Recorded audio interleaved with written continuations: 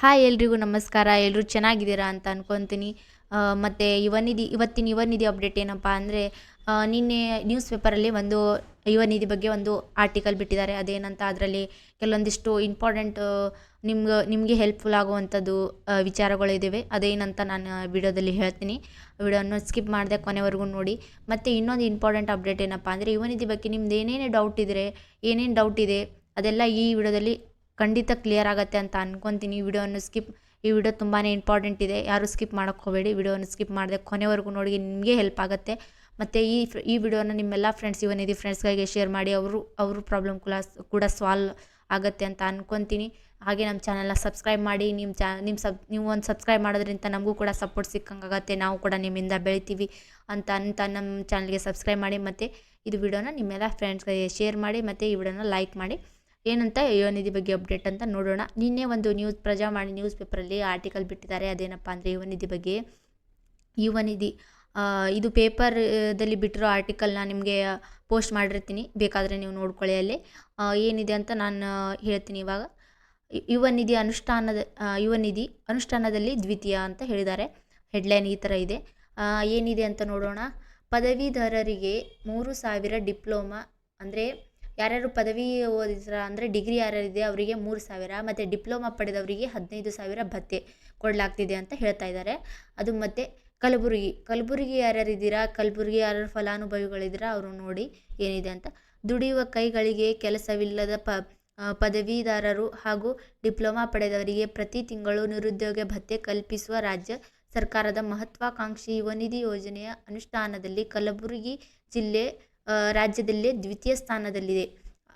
ಏನು ಹೇಳ್ತಾ ಇದ್ದಾರಪ್ಪ ಅಂದರೆ, ಯುವ ನಿಧಿ ಏನು ಅಮೌಂಟ್ ಕೊಡ್ತಿದ್ದಾರಲ್ಲ ನಿಮಗೆ, ಡಿಪ್ಲೊಮಾ ಓದೋರಿಗೆ 15,000 ಮತ್ತು ಡಿಗ್ರಿ ಓದೋರಿಗೆ 3,000 ಅಂತ ಕೊಡ್ತಾ ಇದೆಯಲ್ಲ, ಅದು ಆ ಭತ್ಯೆ ಅಂದರೆ ಅದು ನಿಮ್ಮ ಸ್ವೀಕರಿಸೋರು ಅಂದರೆ ಅಮೌಂಟ್ ತೊಗೊಳ್ಳೋರು ಕಲಬುರಗಿ ಡಿಸ್ಟಿಕ್ಕು ಎರಡನೇ ಸ್ಥಾನದಲ್ಲಿದೆ ಅಂತ ಹೇಳ್ತಾ ಇದ್ದಾರೆ. ಫಸ್ಟ್ನೇ ಸ್ಥಾನದಲ್ಲಿ ಯಾವುದಿದೆ, ಮೊದಲನೇ ಸ್ಥಾನದಲ್ಲಿ ಯಾವುದಿದೆ ಅಂತ ನೋಡೋಣ.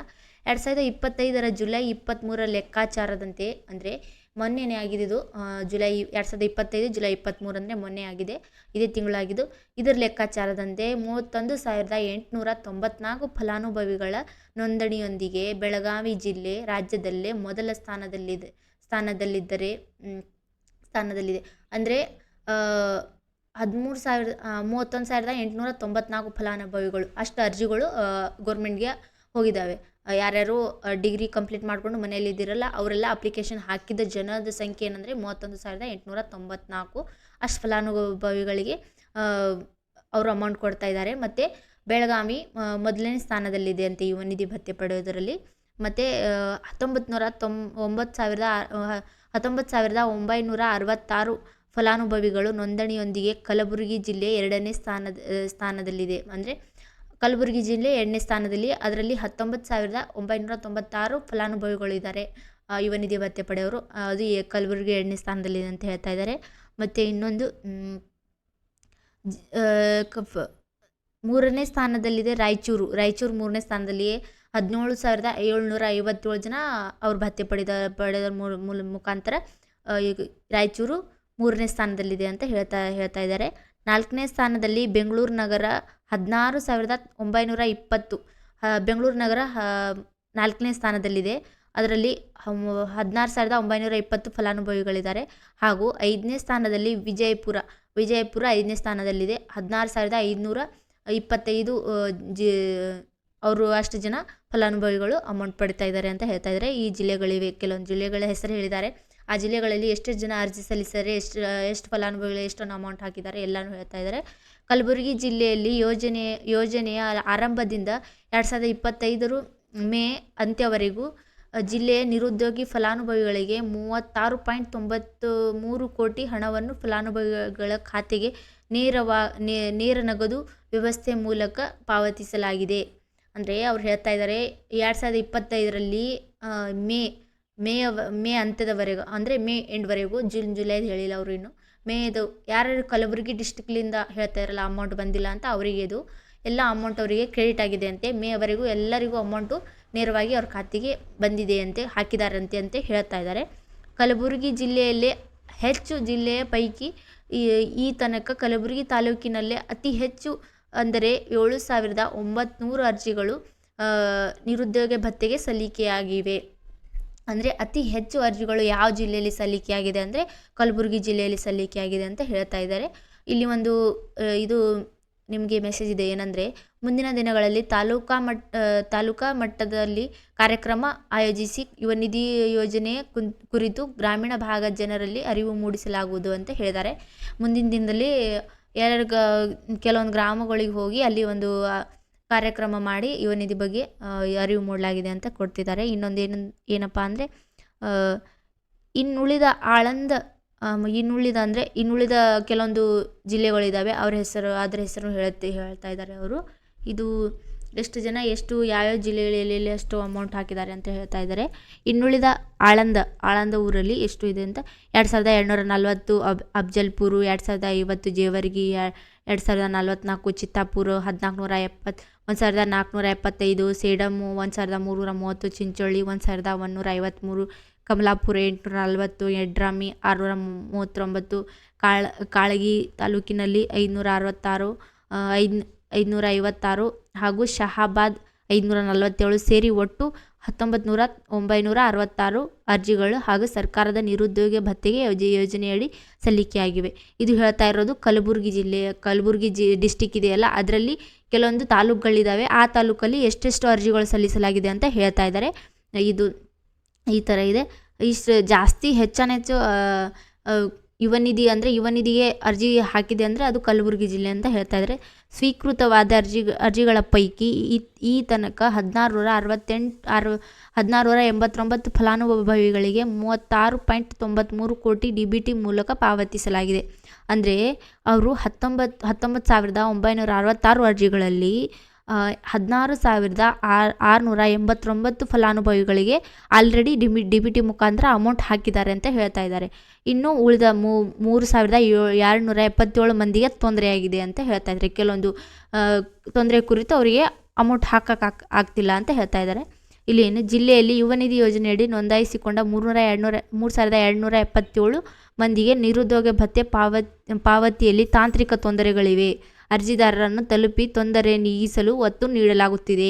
ಅಂದರೆ ಅರ್ಜಿದಾರರು ಯಾರಿದ್ದಾರೆ ಅವ್ರಿಗೆ ಹೇಳಿ ಅವ್ರ ತೊಂದರೆ ಏನಿದೆ ಅಂತ ಒತ್ತು ನೀಡಲಾಗುತ್ತಿದೆ ಅಂತ ಹೇಳ್ತಾ ಇದ್ದಾರೆ ಎಂದು ಜಿಲ್ಲಾ ಉದ್ಯೋಗ ವಿನಿಮಯ ಕೇಂದ್ರದ ಅಧಿಕಾರಿಗಳು ತಿಳಿಸಿದ್ದಾರೆ ಅಂತ ಹೇಳ್ತಾ ಇದ್ದಾರೆ. ಇಲ್ಲಿ ಕೊಟ್ಟಿದ್ದಾರೆ ಯಾವ ಜಿಲ್ಲೆಯಲ್ಲಿ, ಕಲಬುರಗಿ ಜಿಲ್ಲೆಯಿಂದ ಎಷ್ಟೊಂದು ತಾಲೂಕುಗಳಿವೆ, ಇಲ್ಲಿಂದ ಇಲ್ಲೇ ಅಂತ ಕೊಡ್ತಾ ಇದ್ದಾರೆ. ಆಳಂದ ಗ್ರಾಮ ಇಲ್ಲೇ ಹತ್ತಿರ ಇರೋದಿಲ್ಲ. ಇವು ಎಷ್ಟು ಅಂದರೆ ಆ ಸೈಡೇ ಜಾಸ್ತಿ ಅಮೌಂಟು ಹಾಕಿದ್ದಾರೆ ಅಂತ ಹೇಳ್ತಾ ಇದ್ದಾರೆ. ಯುವ ನಿಧಿ ಪ್ಲಸ್ ನಿರುತ್ಸಾಹ ಅಂತ ಇಲ್ಲಿ ಒಂದು ಇದು ಕೊಟ್ಟಿದ್ದಾರೆ. ನಿರುದ್ಯೋಗ ಭತ್ಯೆ ಪಡೆಯುವ ಯುವ ಜನರಿಗೆ 2 ವರ್ಷ ಆರ್ಥಿಕ ನೆರವು ನೀಡುವ ಜೊತೆಗೆ ಆ ಫಲಾನುಭವಿಗಳ ಕೌಶಲ್ಯ ವೃದ್ಧಿ ರಾಜ್ಯ ಸರ್ಕಾರ ಒತ್ತು ನೀಡಿದೆ. ಆದರೆ ಈ ಉಚಿತ ತರಬೇತಿ ಪಡೆಯಲು ಜಿಲ್ಲೆಯ ನಿರುದ್ಯೋಗ ಯುವ ಜನ ಉತ್ಸಾಹವನ್ನೇ ತೋರುತ್ತಿಲ್ಲ. ಅವ್ರೇನು ಹೇಳ್ತಾ ಇದ್ದಾರೆ, ಇದು ಕೌಶಲ್ಯಕರ ರಿಜಿಸ್ಟ್ರೇಷನ್ ಬಿಟ್ಟಿದ್ದಾರಲ್ಲ, ಅಲ್ಲಿ ಯಾರ್ಯಾರು ಯುವ ಜನರಿದ್ದಾರಲ್ಲ, ಫಲಾನುಭವಿಗಳಿದ್ದಾರಲ್ಲ ಯುವ ನಿಧಿ, ಅವರು ಯಾರು ಆಸಕ್ತಿ ತೋರ್ತಾ ಇಲ್ಲ ಅಂತ ಹೇಳ್ತಾ ಇದ್ದಾರೆ. ಯುವ ನಿಧಿ ಯೋಜನೆಯಡಿ ನೋಂದಾಯಿಸಿಕೊಂಡ ಫಲಾನುಭವಿಗಳಿಗೆ ಯುವ ನಿಧಿ ಪ್ಲಸ್ ಯೋಜನೆಯಡಿ 13 ಕೋರ್ಸ್ಗಳಿಗೆ 3 ತಿಂಗಳು GTTC, KGTITC, TI, ಸಿಡಾಕ್ ಸರ್ಕಾರಿ ಕೈಗಾರಿಕಾ ತರಬೇತಿ ಸಂಸ್ಥೆಗಳ ಮೂಲಕ ಈ ತರಬೇತಿ ನೀಡಲಾಗುತ್ತದೆ. ಈ ತರಬೇತಿ ಪಡೆಯಲು 2,000 ಮಂದಿ ಫೋನ್ ಕರೆ ಮಾಡಿದರೆ 35 ಅಭ್ಯರ್ಥಿಗಳಷ್ಟೇ ಬಂದಿದ್ದಾರೆ. ಅವರಿಗೆ ಕಂಪ್ಯೂಟರ್ ಸೇರಿದಂತೆ IoT ತರಬೇತಿ ನೀಡಲಾಗುತ್ತದೆ. ಇಲ್ಲಿ ಕೆಲವೊಂದು ಯಾವ್ಯಾವ ತರಬೇತಿ ಕೊಡ್ತಾರಂತ ಅದರ ಹೆಸರುಗಳನ್ನು ಕೂಡ ಮೆನ್ಷನ್ ಮಾಡಿದ್ದಾರೆ. ಮತ್ತು ಇಲ್ಲಿ 13 ಥರ ಕೋರ್ಸ್ಗಳು ಇರುತ್ತವೆ ಅಂತೆ. ನಿಮಗೆ ಯಾವುದರಲ್ಲಿ ಇಂಟ್ರೆಸ್ಟ್ ಇದೆ ಅದನ್ನು ತೊಗೋಬೋದು ನೀವು. ಇದು ಕೌಶಲ್ಯಕರ ರಿಜಿಸ್ಟ್ರೇಷನ್ ಈ ಥರ ಇದೆ. ಕೌಶಲ್ಯಕರ ರಿಜಿಸ್ಟ್ರೇಷನ್ ಮಾಡಿದರೆ ಈ ಥರ ಆಗುತ್ತೆ, ಇಷ್ಟು ಥರ ಕೋರ್ಸ್ ಇರುತ್ತೆ ಅಂತ ಹೇಳ್ತಾ ಇದ್ದಾರೆ. ಎನ್ನಲಾಗುತ್ತದೆ ಜಿಲ್ಲಾ ಕೌಶಲ್ಯಾಭಿವೃದ್ಧಿ ಅಧಿಕಾರಿ ನಾಗಾಬಾಯಿ ಅವರು ಬಿಟ್ಟಿದ್ದಾರೆ ಅಂತ ಹೇಳ್ತಾ ಇದ್ದಾರೆ. ಉಚಿತ ತರಬೇತಿ ಪಡೆದರೆ ನಿರುದ್ಯೋಗ ಭತ್ಯೆ ನಿಂತು ಹೋಗುತ್ತದೆ ಎಂಬ ಭಯ ಫಲಾನುಭವಿಗಳನ್ನು ಕಾಡುತ್ತಿದೆ. ಉಚಿತ ತರಬೇತಿ ನಿರುದ್ಯೋಗ ಭತ್ಯೆಗೂ ಸಂಬಂಧವೇ ಇಲ್ಲ. ಇದೇ ಅವಧಿಯ ಕೌಶಲ್ಯಾಭಿವೃದ್ಧಿಸಿಕೊಂಡರೆ ಬದುಕಿನಲ್ಲಿ ಮುಂದೆ ಉದ್ಯೋಗ ಪಡೆಯಲು ಸುಲಭವಾಗುತ್ತದೆ ಎಂದು ಅವರು ಹೇಳುತ್ತಾರೆ. ಅಂದರೆ ಇದರಲ್ಲಿ ಏನು ಹೇಳ್ತಿದ್ದಾರಪ್ಪ ಅಂದರೆ ಅವರು, ಈಗ ನೀವು ಕೆಲವರಿಗೆ ಕೌಶಲ್ಯಕರ ರಿಜಿಸ್ಟ್ರೇಷನ್ ಮಾಡಿದ್ರೆ ಅಮೌಂಟೇ ಬರಲ್ಲ ಅಂತ ಭಯ ಇರುತ್ತೆ, ಅಮೌಂಟೇ ಬರಲ್ಲಪ್ಪ, ಕೌಶಲ್ಯ ರಿಜಿಸ್ಟ್ರೇಷನ್ ಮಾಡಿದೆ ಅಮೌಂಟ್ ಎಲ್ಲಿ ಬರದೇ ಹೋದರೆ ನಮಗೆ ಪ್ರಾಬ್ಲಮ್ ಆಗುತ್ತೆ ಅಂತ ಅಂದ್ಕೊಂಡಿರ್ತಾರೆ. ಅವರು ಇದಕ್ಕೂ ಮತ್ತು ಕೌಶಲ್ಯ ರಿಜಿಸ್ಟ್ರೇಷನ್ಗೂ ಏನೂ ಸಂಬಂಧ ಇಲ್ಲ. ಅದರಲ್ಲಿಂತ ನಿಮ್ಮ ರಿಜಿಸ್ಟ್ರೇಷನ್ ನೀವು ಅಮೌಂಟ್ ಯಾವುದೇ ಥರ ಬರೋದು ನಿಂತು ಹೋಗೋದಿಲ್ಲ. ಅದು ಬರೀ ನಿಮಗೆ ನಿಮ್ಮ ಕೌಶಲ್ಯ ರಿಜಿಸ್ಟ್ರೇಷನ್ ಅಂದರೆ ನೀವು ಸ್ಕಿಲ್ ಡೆವಲಪ್ಮೆಂಟ್ ಆಗಬೇಕು. ನೀವು ಯಾವುದೇ ಥರ ನಿಮಗೆ ಸ್ಕಿಲ್ಸ್ ಇದ್ದರೆ ನೀವು ಮುಂದೆ ಜಾಬ್ ತೊಗೊಳ್ಳೋಕ್ಕೆ ಈಸಿ ಆಗುತ್ತೆ ಅಂತ ಅದು ಕೌಶಲ್ಯ ರಿಜಿಸ್ಟ್ರೇಷನ್ ಮಾಡ್ತಿದ್ದಾರೆ ಅವರು. ಅದನ್ನು ನೀವು ಮಾಡ್ಕೊಳ್ಳಿ, ನಿಮಗೆ ಯೂಸ್ ಆಗುತ್ತೆ. ನಾಳೆ ಎಲ್ಲಾದರೂ ಜಾಬ್ ಹೋಗಬೇಕಾದ್ರೆ ಈಗ ಮೇನ್ ಇಂಪಾರ್ಟೆಂಟ್ ಇರೋದೇ ಸ್ಕಿಲ್ಲು. ಅದು ಯಾವುದರಲ್ಲಿ ಯಾವ್ದು ಸ್ಕಿಲ್ ನಿಮ್ಮ ಹತ್ರ ಇದೆ ಅದರ ಮೇಲೆ ನಿಮಗೆ ಜಾಬ್ ಕೊಡ್ತಾರೆ, ನಿಮಗೂ ಗೊತ್ತಿರುತ್ತೆ. ಅದಕ್ಕೋಸ್ಕರ ಕೌಶಲ್ಯ ರಿಜಿಸ್ಟ್ರೇಷನ್ ಮಾಡ್ಕೊಳ್ಳಿ ಅಂತ ಅವರು ಹೇಳ್ತಾ ಇದ್ದಾರೆ. ಮತ್ತು ಇನ್ನೊಂದು, ಯಾರ್ಯಾರು ಕೌಶಲ್ಯ ರಿಜಿಸ್ಟ್ರೇಷನ್ ಆಲ್ಮೋಸ್ಟ್ ಅಲ್ಲಿ ಎಲ್ಲರಿಗೂ ಗೊತ್ತಾಗಿರ್ಬೋದು ಕೌಶಲ್ಯ ರಿಜಿಸ್ಟ್ರೇಷನ್ ಮಾಡ್ಕೋಬೇಕಾ ಮಾಡಬಾರ್ದಾ ಅಂತ. ಮಾಡ್ಕೊಳ್ಳಿ, ಅದರಲ್ಲೇನಿಲ್ಲ, ಅಮೌಂಟ್ ನಿಮ್ಗೆ ಬಂದೇ ಬರುತ್ತೆ. ಅದರಲ್ಲೇ ನೀವೇನು ತಲೆ ಕೆಡಿಸ್ಕೊಳ್ಳೋದು ಅವಶ್ಯಕತೆ ಇಲ್ಲ. ತುಂಬ ಜನ ಕೇಳ್ತಿದ್ದಾರೆ ಯಾವ ಥರ ಕೌಶಲ್ಯ ರಿಜಿಸ್ಟ್ರೇಷನ್ ಮಾಡಿದ್ರೆ ಏನಾಗುತ್ತೆ, ಮುಂದೆ ಏನು ಮಾಡಬೇಕು ಅಂತ ಕೇಳ್ತಿದ್ರೆ ಈ ಥರ ಇದೆ. ಮತ್ತು ಕೌಶಲ್ಯ ರಿಜಿಸ್ಟ್ರೇಷನ್ ಆದಮೇಲೆ ನಿಮಗೆ ಟ್ರೈನಿಂಗ್ ಕರೀತಾರೆ, ಟ್ರೈನಿಂಗ್ ಹೋಗ್ಬೋದು. ಕೆಲವೊಬ್ಬರಿಗೆ ಏನಂತಾರಲ್ಲ ಕಾಂಪಿಟೇಟಿವ್ ಎಕ್ಸಾಮ್ಗೆ ಪ್ರಿಪ್ರೇಷನ್ ಮಾಡ್ತಿರ್ತಾರೆ, ಅವರಿಗೆಲ್ಲ ಇದು ಹೆಲ್ಪ್ಫುಲ್ ಆಗುತ್ತೆ ಅಂತ ಅಂದ್ಕೊತೀನಿ. ಅವರಿಗೂ ಅಮೌಂಟ್ ಬರುತ್ತೆ, ನಿಮಗೂ ಕೂಡ ಅಮೌಂಟ್ ಬರುತ್ತೆ. ಈ ಸದ್ಯಕ್ಕೆ ಇವಾಗ ಯಾವುದು ಅಮೌಂಟ್ ರಿಲೀಸ್ ಮಾಡಿಲ್ಲ. ಇದರಲ್ಲಿ ಮೆನ್ಷನ್ ಮಾಡ್ತಿದ್ರು ಅವರು, ಏನಾದರೂ ಅಮೌಂಟ್ ರಿಲೀಸ್ ಮಾಡಿದರೆ. ಯಾವುದೇ ಥರ ಅಮೌಂಟ್ ರಿಲೀಸ್ ಮಾಡಿದಿಲ್ಲ. ಅದಕ್ಕೆ ಜೂನ್ ಜುಲೈ ಅಮೌಂಟ್ ಯಾರಿಗೂ ಕ್ರೆಡಿಟ್ ಆಗಿಲ್ಲ. ಮತ್ತು ತುಂಬ ಜನ ಕೇಳ್ತಾಯಿದ್ರಿ ಸೆಲ್ಫ್ ಡಿಕ್ಲೇಷನ್ ಯಾವಾಗ ಕೊಡಬೇಕು, ಯಾವ ತಿಂಗಳಲ್ಲಿ ಬರುತ್ತೆ ಅಂತ.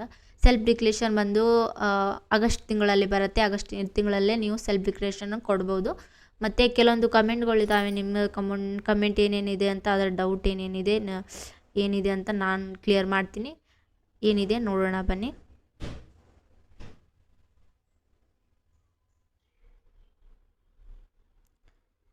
ಕೌಶಲ್ಯಕರ ರಿಜಿಸ್ಟ್ರೇಷನ್ ಮಾಡಿದ್ಮೇಲೆ ಇದು ಸೆಲ್ಫ್ ಡಿಕ್ಲೇಷನ್ ಕೂಡ ಕೊಡಬೇಕಾ ಅಂತ ಇದ್ದಾರೆ. ಕೌಶಲ್ಯಕರ ರಿಜಿಸ್ಟ್ರೇಷನ್ಗೂ ಮತ್ತು ಸೆಲ್ಫ್ ಡಿಕ್ಲೇರೇಷನ್ಗೂ ಏನೂ ಸಂಬಂಧ ಇಲ್ಲ. ನೀವು ಸೆಲ್ಫ್ ಡಿಕ್ಲೇಷನ್ 3 ಮಂತ್ ಆದಮೇಲೆ ಕೊಡಲೇಬೇಕು. ಏನಕ್ಕಂದ್ರೆ ನನಗಿನ್ನೂ ಯಾವುದೇ ಥರ ಜಾಬ್ ಸಿಕ್ಕಿಲ್ಲ, ನನಗೆ ಅಮೌಂಟ್ ಬರಬೇಕಂತ ಸೆಲ್ಫ್ ಡಿಕ್ಲೇಷನ್ ಕೊಡಲೇಬೇಕಾಗತ್ತೆ. ಅದು ಆ ಥರ ಇಟ್ಟಿದ್ದಾರೆ. 3 ಮಂತ್ ಆದಮೇಲೆ ಸೆಲ್ಫ್ ಡಿಕ್ಲೇಷನ್ ಬರುತ್ತೆ. ಇದು ಸೆಲ್ಫ್ ಡಿಕ್ಲೇಷನ್ ಯಾವಾಗ ಬರುತ್ತೆ ಅಂದರೆ, ಯಾವಾಗಿಂದ ಸ್ಟಾರ್ಟ್ ಆಗುತ್ತೆ ಅಂದರೆ ಆಗಸ್ಟಲ್ಲಿ ಸ್ಟಾರ್ಟ್ ಆಗುತ್ತೆ, ಆವಾಗೇ ಕೊಡ್ಬೋದು. ಕೆಲವ್ರದ್ದು ಸೇವಾ ಸಿಂಧು ವೆಬ್ಸೈಟ್ ಏನೋ ಓಪನ್ ಆಗ್ತಾಯಿಲ್ಲ, ಯುವನಿಧಿ ಏನೋ ತೋರಿಸ್ತಾ ಇಲ್ಲ, ಆಪ್ಷನ್ನೇ ತೆಗಿತಾ ಇಲ್ಲ ಅಂತ ತೋರಿಸ್ತಾ ಇದೆ. ನಾನು ಆಲ್ರೆಡಿ ಚೆಕ್ ಮಾಡಿ ನೋಡಿದ್ದೀನಿ, ತೋರಿಸ್ತಾ ಇದೆ. ನೀವು ನೋಡಿ, ನಿಮ್ದು ಏನಾದರೂ ಪ್ರಾಬ್ಲಮ್ ಇದ್ದಿರಬೇಕು, ಬೇರೆದೇನಾದರೂ ನೆಟ್ ಇಶ್ಯೂಸ್ ಏನಾದರೂ ಇದ್ದರೆ ಆ ಥರ ಆಗ್ತಾ ಇರುತ್ತೆ. ನೀವು ನಿಮ್ಮ ಕಡೆ ಏನೇನಿದೆ ಚೆಕ್ ಮಾಡ್ಕೊಳ್ಳಿ ಒಂದು ಬಾರಿ. ಮತ್ತು ಕೆಲವೊಬ್ರದ್ದು DBT ಪೋಸ್ಟ್ ಅಂತ ಇದೆ, ಅಮೌಂಟ್ ಬಂದಿಲ್ಲ. ಮತ್ತು ಮೇಡಮ್ ನಾನು ಅಮೌಂಟ್ ಬಂದಿಲ್ಲ, ಕೌಶಲ್ಯಕರ ರಿಜಿಸ್ಟ್ರೇಷನ್ ಮಾಡಿದ್ದೀನಿ, ಆದರೂ ಅಮೌಂಟ್ ಬಂದಿಲ್ಲ, ನನಗೆ ಸ್ಟಡಿ ಮಾಡೋಕ್ಕೆ ಹಣ ತುಂಬಾ ಪ್ರಾಬ್ಲಮ್ ಇದೆ, ಪ್ಲೀಸ್ ನನಗೆ ಹೆಲ್ಪ್ ಮಾಡಿ ಅಂತ ಹೇಳ್ತಾ ಇದ್ದಾರೆ. ಅವರಂದರೆ ನೋಡಿ, ಸದ್ಯಕ್ಕೆ ಇವಾಗ ಯಾವುದೇ ಥರ ಅಮೌಂಟು ರಿಲೀಸ್ ಮಾಡಿಲ್ಲ ಅವರು.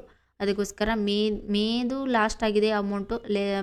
ಮೇ ತಿಂಗಳದ್ದು ಲಾಸ್ಟ್ ಅಮೌಂಟ್ ರಿಲೀಸ್ ಮಾಡಿದ್ದಾರೆ. ಅದಾಗಿಂದ ಜೂನ್ ಜುಲೈ ಅಮೌಂಟ್ ಇನ್ನೂ ಬಂದಿಲ್ಲ. ಬಹುಶಃ ಆಗಸ್ಟಲ್ಲೇ ಬರ್ತಿರ್ಬೋದು ಅಂತ ಅನಿಸುತ್ತೆ ನಮಗೆ. ಅಲ್ಲಿವರೆಗೂ ನೀವು ವೆಯ್ಟ್ ಮಾಡಬೇಕು, ಏನೂ ಮಾಡೋಕ್ಕಾಗೋದಿಲ್ಲ, ವೆಯ್ಟ್ ಮಾಡಿ. ಮತ್ತು ಕೌಶಲ್ಯಕರ ರಿಜಿಸ್ಟ್ರೇಷನ್ ಬಗ್ಗೆ ಎಲ್ರಿಗೂ ಕನ್ಫರ್ಮೇಷನ್ ಸಿಕ್ಕಿದೆ ಅಂತ ಅಂದ್ಕೊತೀನಿ. ಈ ವಿಡಿಯೋ ಹೆಲ್ಪ್ ಆದರೆ ನಿಮ್ಮೆಲ್ಲ ಫ್ರೆಂಡ್ಸ್ಗಳಿಗೆ ಶೇರ್ ಮಾಡಿ, ಮತ್ತು ನಮ್ಮ ಯೂಟ್ಯೂಬ್ ಚಾನಲ್ನ ಸಬ್ಸ್ಕ್ರೈಬ್ ಮಾಡಿ, ಮತ್ತು ಒಂದು ಲೈಕ್ ಕೊಡೋ ಮುಖಾಂತರ ನಮಗೆ ಸಪೋರ್ಟ್ ಮಾಡಿ. Thank you so much.